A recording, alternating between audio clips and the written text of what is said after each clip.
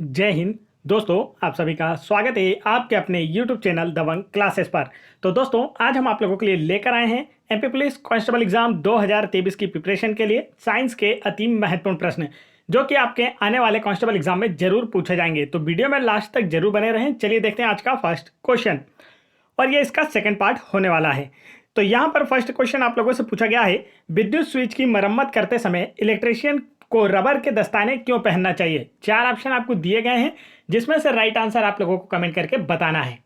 तो इसका जो करेक्ट आंसर होगा वह है आप लोगों का ऑप्शन नंबर 3। बिजली के झटके से बचने के लिए विद्युत स्विच की मरम्मत करते समय इलेक्ट्रीशियन को रबर के दस्ताने पहनना चाहिए, क्योंकि रबर विद्युत का कुचालक होती है, इसलिए करंट नहीं लगता है। आगे चलते हैं नेक्स्ट क्वेश्चन की ओर। नेक्स्ट क्वेश्चन में यहां पर आप लोगों से पूछा जा रहा है, पहली क्षार धातु निम्नलिखित में से कौन सी है। चार ऑप्शन आपको दिए गए हैं और पूछा गया इनमें से कौन सी पहली क्षार धातु है। तो इसका जो राइट आंसर है वह आप लोगों को बताना है। करेक्ट आंसर जो होगा वह है आप लोगों का option number second, lithium. Lithium जो है यह आवर्त सारणी में पहली क्षार धातु है। लिथियम का प्रतीक चिन्ह Li और परमाणु क्रमांक 3 होता है। यह सबसे कम घनत्व वाला ठोस पदार्थ है। धातु होने के बावजूद इसे चाकू से काटा जा सकता है। तो सारे एक्स्ट्रा फैक्ट हर क्वेश्चन के साथ जो मैं आपको बताऊंगा सभी याद रखना है, क्योंकि इनसे भी क्वेश्चन बनते हैं। आगे चलते हैं नेक्स्ट क्वेश्चन की ओर। नेक्स्ट क्वेश्चन में यहां पर आप लोगों से पूछा जा रहा है, एक महीने में कितनी बार आधा चांद दिखाई देता है। तो इसका करेक्ट आंसर आप लोगों को हमें कमेंट करके बताना है। राइट आंसर जो होगा वह क्या होगा। करेक्ट आंसर होने वाला है ऑप्शन नंबर 4, 2 बार। एक माह 1 मंथ या एक महीने में आधा चांद 2 बार दिखाई देता है। महीने में 2 बार सूर्य, पृथ्वी और चंद्रमा समकोण बनाते हैं। ऐसे में चंद्रमा आधा दिखाई देता है तथा पूरा चांद जो है वह पूर्णिमा के दिन दिखाई देता है। आगे चलते हैं नेक्स्ट क्वेश्चन की ओर। नेक्स्ट क्वेश्चन में यहां पर आप लोगों से पूछा जा रहा है, किस प्रक्रिया के कारण इत्र की गंध हमारी नाक जल्दी से पहुंच जाती है। ठीक है, यह क्या पूछा जा रहा है कि जो इत्र की गंध है वो हमारी नाक तक जल्दी से पहुंच जाती है। तो इसका जो करेक्ट आंसर है वह होगा आपका ऑप्शन नंबर 4, विसरण के गुण के कारण। गैसों में विसरण का गुण पाया जाता है, तो इसी वजह से इत्र की गंध जो है हमारी नाक तक जल्दी से पहुंच जाती है। प्रसार गैसों के परमाणुओं, अणुओं और कणों की निरंतर गति का परिणाम है, और इत्र बाष्पशील गैसों से बने होते हैं जो हवा में तेजी से फैलते हैं और इसकी गंध पूरे कमरे में फैल जाती है। चलिए आगे चलते हैं नेक्स्ट क्वेश्चन की ओर। नेक्स्ट क्वेश्चन में यहाँ पर आप लोगों से पूछा जा रहा है, इनमें से कौन सा मृदा अपरदन के कारण हो सकता है। चार ऑप्शन आपको दिए गए और पूछा गया इनमें से कौन सा मृदा अपरदन का कारण हो सकता है। तो इसका जो राइट आंसर है वह होगा आप लोगों का ऑप्शन नंबर 4, पेड़ों की कटाई। पेड़ों की कटाई जो है यह मृदा अपरदन के कारण हो सकता है। चलिए आगे चलते हैं नेक्स्ट क्वेश्चन की ओर। देखिए यहाँ पर इसका जो करेक्ट आंसर होना चाहिए वह है आप लोगों का ऑप्शन नंबर 1, उपरोक्त विकल्प सही। मृदा अपरदन का कारण, देखिए चारागाह की अत्यधिक चराई की जाए तो भी यह मृदा अपरदन का कारण होती है। साथ ही खड़ी भूमि वाली भूमि में जुताई की जाए तो यह भी मृदा अपरदन का कारण होती है, और पेड़ों की कटाई भी मृदा अपरदन का कारण होती है। तो इसका जो राइट आंसर है वह होगा आपका ऑप्शन नंबर 1। पेड़ पौधों की जड़ें मृदा को बांध कर रखती है, लेकिन पेड़ों की कटाई के कारण जल प्रवाह से मृदा अपरदन होता है। आगे चलते हैं नेक्स्ट क्वेश्चन की ओर। नेक्स्ट क्वेश्चन में यहाँ पर आप लोगों से पूछा गया है, किसी परिपथ में बहने वाली धारा को मापने के लिए एमीटर को कैसा जोड़ा जाता है। चार ऑप्शन आपको दिए गए और पूछा गया एमीटर जो है वह किस क्रम में जोड़ा जाता है, लाइन में, समांतर क्रम में, श्रेणी क्रम में या आर पार में। तो इसका जो करेक्ट आंसर है दोस्तों वह होगा आप लोगों का ऑप्शन नंबर 3, श्रेणी क्रम में। किसी परिपथ में बहने वाली धारा को मापने के लिए एमीटर को श्रेणी क्रम में जोड़ा जाता है। इसका उपयोग किसी भी परिपथ में प्रवाहित धारा का मान ज्ञात करने के लिए होता है। यह परिपथ में हमेशा श्रेणी क्रम में ही लगाया जाता है। आगे चलते हैं नेक्स्ट क्वेश्चन की ओर। नेक्स्ट क्वेश्चन में यहाँ पर आप लोगों से पूछा जा रहा है, निम्नलिखित में से कौन सी बीमारी फेफड़े की बीमारी है। चार ऑप्शन आपको दिए गए और पूछा गया इनमें से कौन सी बीमारी या रोग है जो कि फेफड़ों से संबंधित है। तो इसका राइट आंसर आप लोगों को बताना है। करेक्ट आंसर जो होगा दोस्तों वह है आप लोगों का ऑप्शन नंबर 3, तपेदिक टीबी, क्षय रोग जिसे कहा जाता है। ठीक है, तो यहाँ पर टीबी ना होकर टीबी है, ट्यूबरक्लोसिस। यहाँ पर देखिए आपसे पूछा गया कौन सी बीमारी फेफड़े की बीमारी है, तो आपका आंसर होगा तपेदिक क्षय रोग, अर्थात टीबी जो है यह फेफड़े से संबंधित बीमारी है। क्षय रोग माइकोबैक्टीरियम ट्यूबरकुलोसिस जीवाणु के कारण होता है। यह क्वेश्चन अक्सर पूछा जाता है कि क्षय रोग किस जीवाणु के कारण होता है, तो आपका आंसर होगा माइकोबैक्टीरियम ट्यूबरकुलोसिस के कारण। यह एक संक्रमित बीमारी है। भारत सरकार 2025 तक देश में टीबी पूरी तरह से समाप्त करने का लक्ष्य रखा है। आगे चलते हैं नेक्स्ट क्वेश्चन की ओर। नेक्स्ट क्वेश्चन में यहां पर आप लोगों से क्वेश्चन नंबर 8 में पूछा गया है, वह न्यूनतम ताप क्या है जिस पर किसी ईंधन को गर्म करने पर वह आग पकड़ लेता है और जलने लगता है। एनसीईआरटी में क्लास 8 का क्वेश्चन है, काफी इजी क्वेश्चन है, आप लोगों से आसानी से बनना चाहिए। तो इसका जो राइट आंसर है वह है आप लोगों का ऑप्शन नंबर फर्स्ट, प्रज्वलन ताप। वह न्यूनतम ताप प्रज्वलन ताप कहलाता है जिस तक किसी ईंधन को गर्म करने पर वह आग पकड़ लेता है। और सभी पदार्थों का प्रज्वलन ताप अलग अलग होता है। जैसे कि अगर आप कागज और लकड़ी को जलाते हैं तो कागज जो है यह जल्द ही जल जाता है क्योंकि इसका प्रज्वलन ताप कम होता है, इसलिए जल्दी से आग पकड़ लेता है। और लकड़ी का प्रज्वलन ताप अधिक होता है, इसलिए वह देरी से आग पकड़ती है।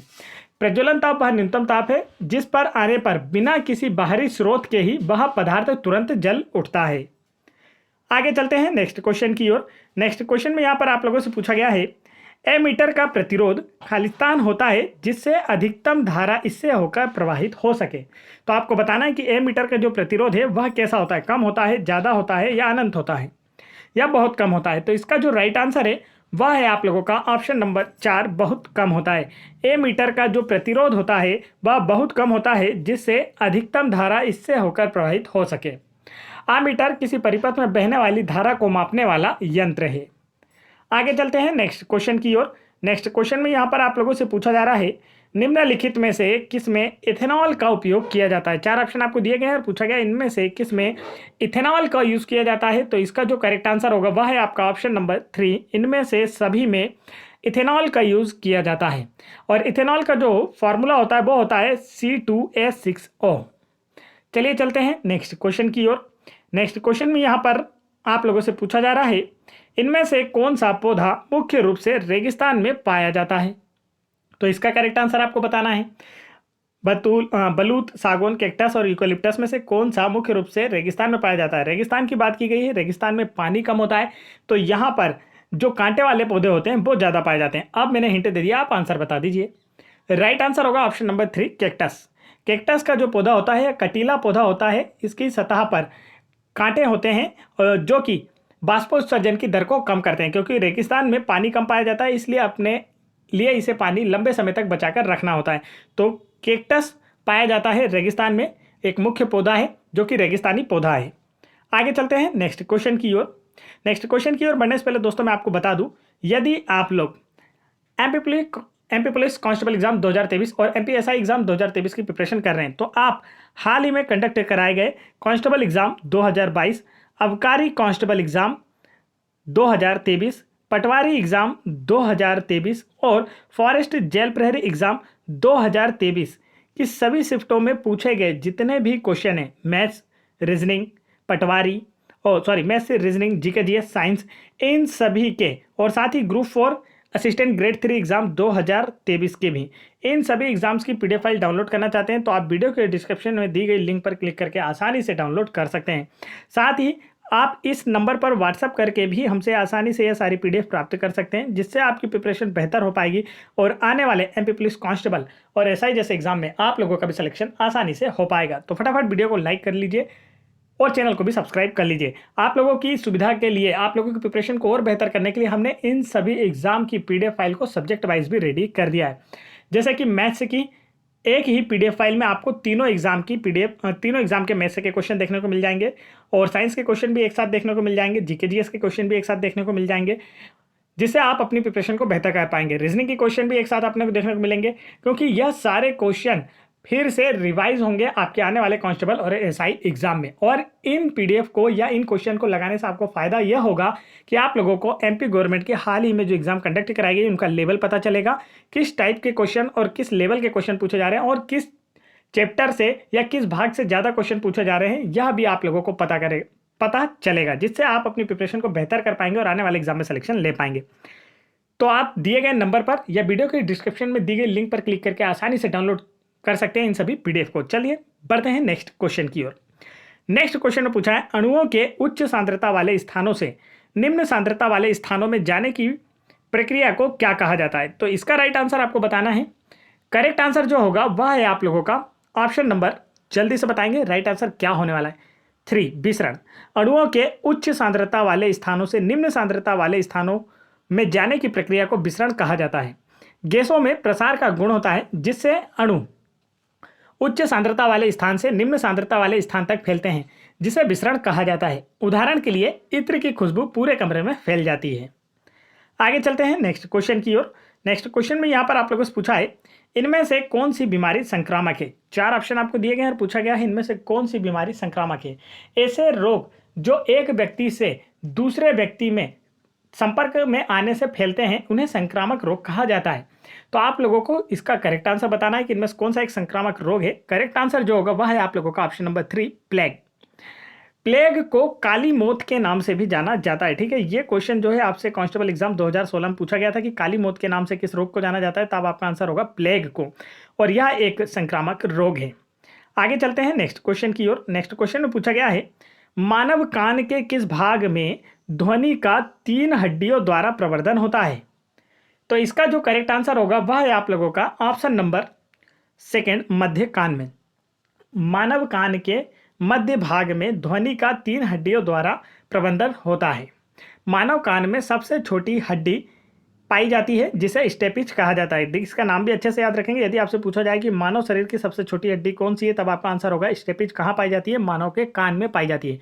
तथा मानव शरीर की जो सबसे लंबी हड्डी है फीमर, वह मानव शरीर के जांघ में पाई जाती है।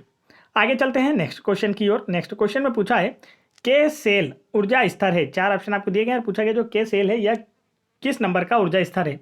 तो राइट आंसर जो होगा वह है आप लोगों का ऑप्शन नंबर 3 प्रथम ऊर्जा स्तर है। देखिए 4 ऊर्जा स्तर होते हैं, के एल एम एन। के में कितने परमाणु होते हैं? 2, और एल में 8, एम में कितने होते हैं? 18, और यहाँ पर एन में कितने इलेक्ट्रॉन्स होते हैं? तो देखिए परमाणु नहीं इलेक्ट्रॉन होते हैं, क्योंकि इलेक्ट्रॉनों का ऊर्जा स्तर है। के सेल में 2 इलेक्ट्रॉन होते हैं, परमाणु में 4 सेल होते हैं। ठीक है, जैसे कि के एल एम एन, और इनमें अलग अलग इलेक्ट्रॉनों की संख्या होती है। सभी मैंने लिख दिया, आपको अच्छे से याद रखना है। चलिए चलते हैं नेक्स्ट क्वेश्चन की ओर। तो जिन्होंने अभी तक वीडियो को लाइक नहीं किया, फटाफट वीडियो को लाइक करें और चैनल को भी जरूर सब्सक्राइब कर लेंगे। नेक्स्ट क्वेश्चन में पूछा है, मानव शरीर का कौन सा अंग संतुलन बनाए रखने के में मदद करता है? तो इसका राइट आंसर आपको बताना है। करेक्ट आंसर जो होगा वह है आपका ऑप्शन नंबर 3 कान। कान जो होता है मानव शरीर का संतुलन बनाए रखने में मदद करता है। चलिए चलते हैं नेक्स्ट क्वेश्चन की ओर। नेक्स्ट क्वेश्चन में यहाँ पर आप लोगों से पूछा है, जब कोई अपघटन अभिक्रिया ताप का उपयोग करके की जाती है तो इसे क्या कहा जाता है? किसका उपयोग किया जा रहा है? यहाँ पर आप देखिए तो ताप का उपयोग किया जा रहा है। तो इस अपघटन अभिक्रिया को क्या कहेंगे? हम कहेंगे ऑप्शन नंबर 3 में तापीय अपघटन। क्या कहेंगे? ताप के कारण या ताप का उपयोग करके अपघटन की अभिक्रिया की जा रही है, इसलिए इस अभिक्रिया को तापीय अपघटन के नाम से जाना जाएगा। आगे चलते हैं नेक्स्ट क्वेश्चन की ओर।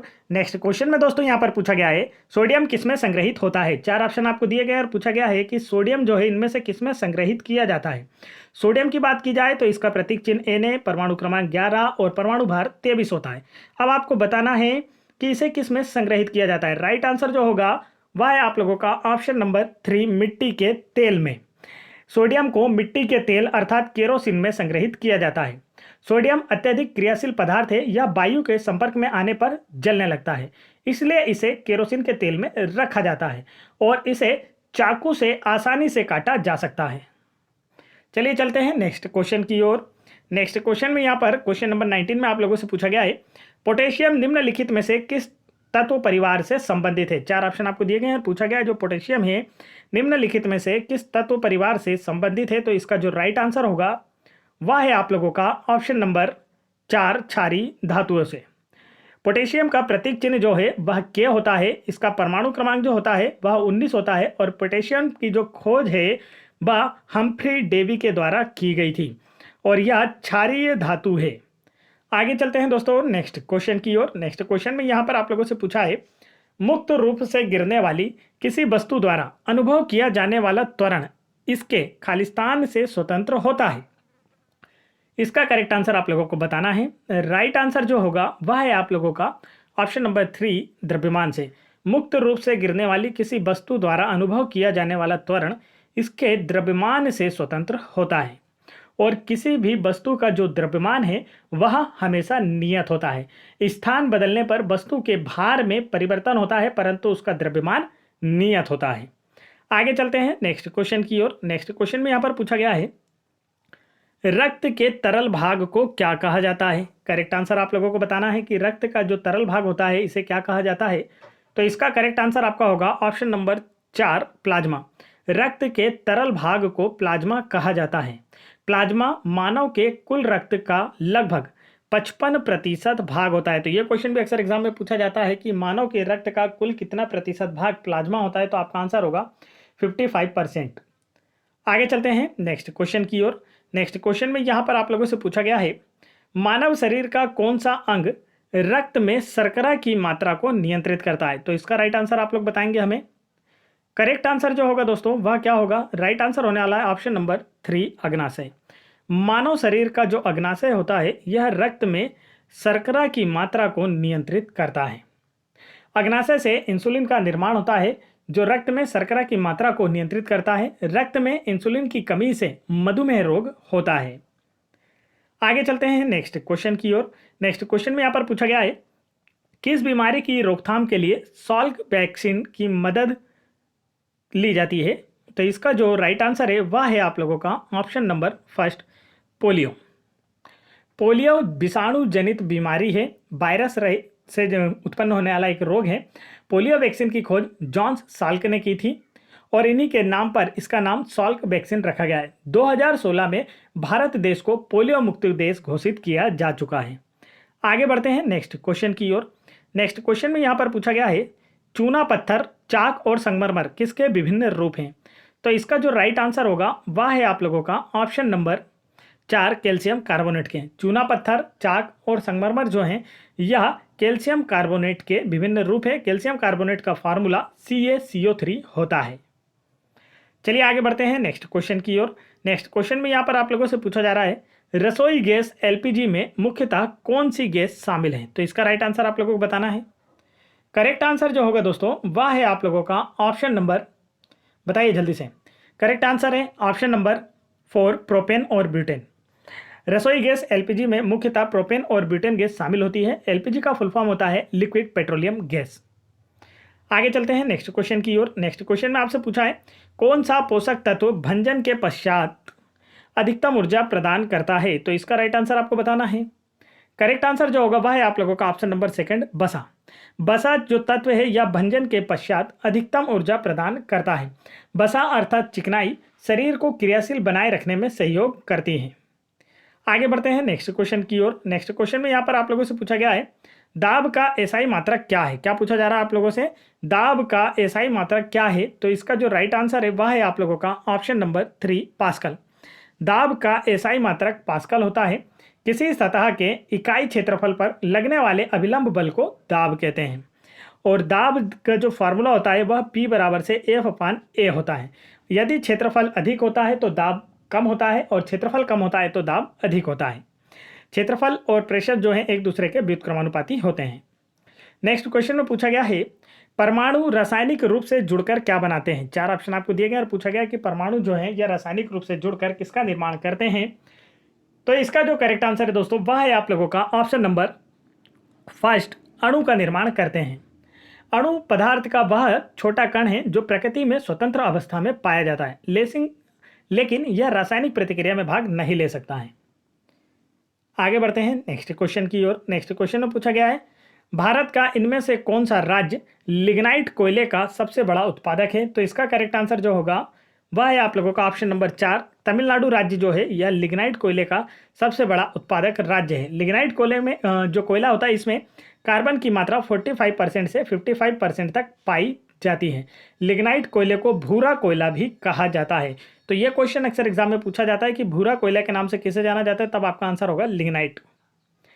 नेक्स्ट क्वेश्चन में देखिए यहाँ पर पूछा गया, निम्नलिखित में से कौन सा कंद नहीं है? 4 ऑप्शन आपको दिए गए, पूछा इनमें से कौन सा एक कंद नहीं है। कंद का मीन्स होता है कि पृथ्वी के अंदर जमीन के नीचे नहीं पाया जाता है। तो इसका जो राइट आंसर है दोस्तों वह होगा आप लोगों का ऑप्शन नंबर 3, पत्ता गोभी। पत्ता गोभी जो है यह कंद का उदाहरण नहीं है, यह सतह से ऊपर की ओर लगता है। चलिए चलते हैं नेक्स्ट क्वेश्चन की ओर। तो ये आज के टॉप 30 क्वेश्चन थे जो कि हम आप लोगों के लिए लेकर आए थे। साथ ही हमने यहाँ पर आप लोगों के लिए क्विज भी रखी है जिसका आंसर आप लोगों को हमें कमेंट करके बताना है। आज की जो क्विज है वह है आपको हीमोग्लोबिन में मौजूद प्रोटीन कौन सा है। तो इसका जो राइट आंसर है वो आपको हमें कमेंट करके बताना है। आप लोगों को जितने भी पीडीएफ बताई गई हैं वह सारी की सारी आप वीडियो के डिस्क्रिप्शन में दी गई लिंक पर क्लिक करके आसानी से डाउनलोड कर सकते हैं, नहीं तो इस नंबर पर भी व्हाट्सअप करके हमसे आसानी से यह पीडीएफ प्राप्त कर सकते हैं। तो जिन्होंने भी वीडियो को पूरा देखा है और वीडियो इन्हें पसंद आया तो फटाफट वीडियो को लाइक करें और चैनल पर पहली बार आए तो चैनल को जरूर सब्सक्राइब कर लें। साथ ही बेल आइकन के बटन जरूर दबा लें ताकि ऐसे इंपॉर्टेंट एजुकेशनल वीडियो के नोटिफिकेशन आप तक आसानी से पहुंचते रहें। जय हिंद।